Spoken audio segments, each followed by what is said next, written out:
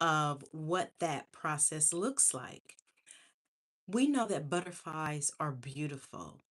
We know that butterflies, we think that they bring us good luck. We try to catch them and release them. We admire their beauty, especially when they spread their wings and flutter around. We love the butterfly. We even love the limited story that we know about the process of how the caterpillar becomes a butterfly. And just think about that. This butterfly with many legs that moves very slow, that is really what I would call a creepy crawly.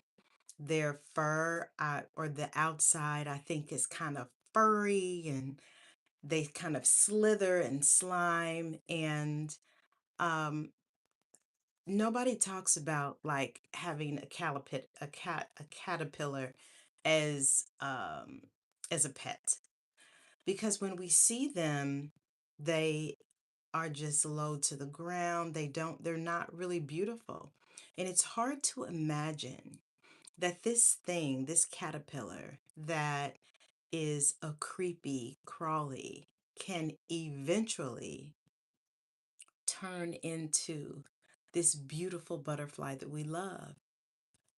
And so, how does that happen? Usually we see three images. We see the caterpillar, and then we see this cocoon that the caterpillar is in, and then we see the butterfly. And it looks like a very easy you turn the switch on process that, you know, the caterpillar just decides one day that it's going to be a butterfly, and uh, bit bam boom, there you go. It turns into a butterfly. But that middle part, the cocoon part of the process that the caterpillar goes into to become a butterfly, is very interesting to say the least. This process that the caterpillar goes through in order to become a butterfly is very interesting. And I just believe that it resembles how it is when we go through the healing process. So let me explain. We know that there's a difference when we see a caterpillar, because 9 times out of 10 is crawling on the ground, on a wall, maybe up a tree. It is crawling and it is very, very slow. Fast forward to the transformation that it goes through to become a butterfly. It flies, it's quick, it's nimble, it's beautiful, it spreads its wings, it can go here, there very quickly. However, that process in the middle, the chrysalis process, this process that the caterpillar goes through, that I did not know that it could be as little as 10 days to 2 weeks, or it could be as long as 2 years. Can you imagine? Can you imagine being in your place of healing, your messy middle, for 2 years? I know you can, because for some of us, it's been longer than that. This process of learning and unlearning, of forgiving, of having difficult conversations.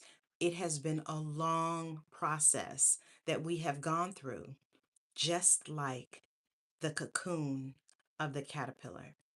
Now, here's the thing. We see that picture of the caterpillar, the cocoon in the middle, and I know how caterpillars turn into a butterfly. Mm-hmm. Mm-hmm. Oh, I love that example. Thank you, Abraham. Um, and so it goes through this process of, they call it a soup. I won't go into the details of it, but it literally dissolves itself from a caterpillar into what resembles a soup. It totally dissolves who it was in order to become who it intends to be. It no longer resembles what a caterpillar looks like. It doesn't crawl anymore. It it it doesn't slither on the ground. This process that the caterpillar goes into to become a butterfly is extreme. It is extreme. Just like when we are going through our healing process, and maybe we need to forgive other people, maybe we need to forgive ourselves, maybe we need to have a conversation with someone, maybe we need to set a boundary, maybe we need to take responsibility for our own healing. Maybe we need to accept that we will never get the apology that we think we need to move forward. This part in the middle is extremely challenging. And look, just think about the caterpillar. The way that the caterpillar has been for most of its life until that point is going to be totally different after that cocoon process than it has ever been. The way that the caterpillar was will not be the way that it ends up. Just like when we are going through our healing process, the way that we have been in the past will not be the same way that we will be in the future. So let me give you a personal example. So in the past, I have been a people pleaser. I have also been a procrastinator. Um, and I have also been a perfectionist. Now, I think that those are three elements of imposter syndrome, but I digress. So let's talk about the people pleasing, because that was my caterpillar uh, time. As I am in this metamorphosis of the cocoon, of unlearning, pleasing everyone else, and learning to please myself, there are some things that are happening in that middle. Some of those things are, I am being courageous and brave in saying the things that I need to say, most of which are no, uh, now is not a good time. Um, I can't do that, but I can do this. It's me using my voice, me having a strong yes and a strong no. Because when I have a strong no to other people, I have a strong yes for me. And what it is enabling me to do is to use my voice to please me. Because I have been a people pleaser in the past. That's not who I'm going to be in the future. That also does not mean that I'm mean, evil, hard to get along with, that it doesn't mean that. It just means that this way that I have been in the past will not be the same way I will be in the future, just like the caterpillar. When we see the butterfly, it does not have any resemblance of a caterpillar. You would think that it was two totally different people. That's what you would think. And it is.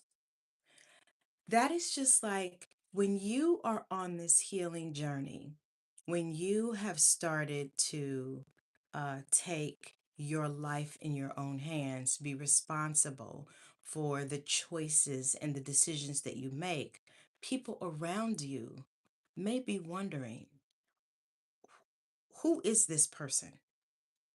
Where is the person that I have always known? Because that person wouldn't do that. That person doesn't look like that. That person always does this, and that person would never do that.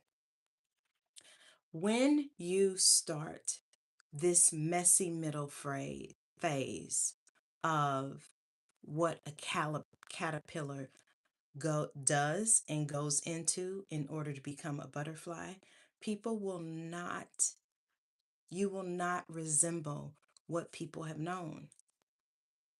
And you have to be okay with that because everybody is responsible for their own butterfly experience. And so, as you are going through what may be a difficult time, because that messy part in the middle is where some relationships are severed, some friendships end, sometimes you are thrown out of your comfort zone. You are in places that you've never been before. You're having conversations that you've never had before. You are in rooms that you've never been in before. Everything seems new and nothing seems like it is the same. And that's just how that caterpillar feels when it is has made the decision, the choice to go into that cocoon and totally morph into something that it has never resembled before. That is you. And I know that as you are in that messy middle part, you might feel sad, disappointed, lonely, discouraged, all of the things. And know that your butterfly time is coming, that what you are going through, there's going to be beauty on the other side. But before the beauty comes the mess. So I learned some new things about a butterfly and thought I would share it. Subscribe, follow along, because you never know when I'm going to go live.